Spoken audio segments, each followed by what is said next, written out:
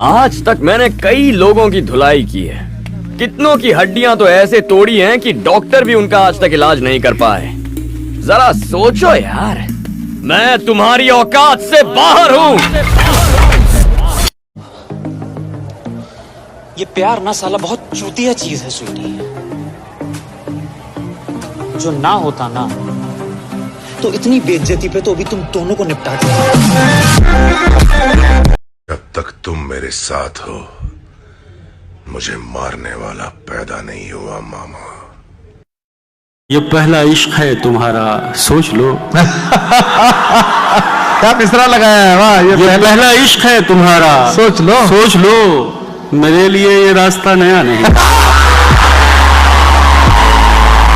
धोखे की खासियत है कि देने वाला अक्सर कोई खास ही होता है।